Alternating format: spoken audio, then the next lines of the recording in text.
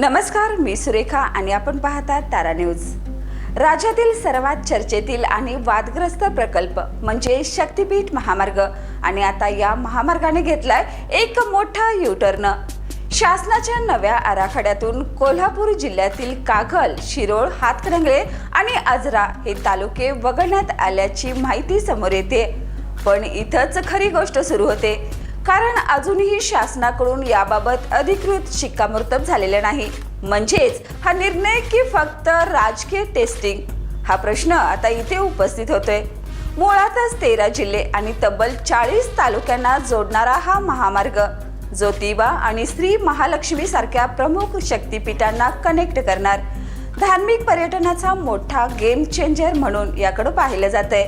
मात्र कोल्हापूर जिल्ह्यातील शेतकऱ्यांनी दिलेला तीव्र विरोध, रस्त्यावर उतरलेला संताप आणि वर्षभर चाललेला संघर्ष यामुळे 15 ऑक्टोबर 2024 रोजी शासनाला काही तालुके आराखड्यातून काढून टाकावे लागले। पण आता जो नवा संभाव्य मार्ग समोर येतोय तो करफीर, पन्हाळा, शाहूवाडी, राधानगरी, भुदरगड, चंदगड मार्ग सिंधुदुर्गात उतरण्याची शक्यता। म्हणजेच मार्ग बदलला पण वाद संपला का? याचं उत्तर आहे नाही।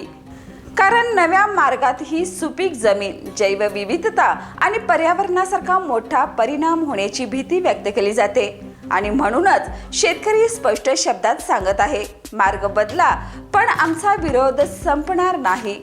राजकीय दृष्ट्या पाहिलं तर हा फक्त महामार्गाचा प्रश्न नाही, तर हा लोकमत, निवडणुका आणि ग्रामीण भागातील संताप याचा लिटमस टेस्ट ठरणार आहे।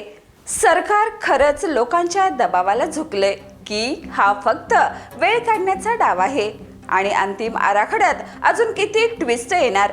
एक गोष्ट मात्र स्पष्ट आहे, शक्तीपीठ महामार्ग हा फक्त आता विकासाचा मुद्दा राहिलेला नाही, तर तो राजकीय रणांगण बनलाय। रस्ता बदलला पण संघर्षाचा मार्ग अजूनही तसाच तीव्र आहे। याने अशाच ताज्या अपडेटसाठी पाहत रहा तारा न्यूज।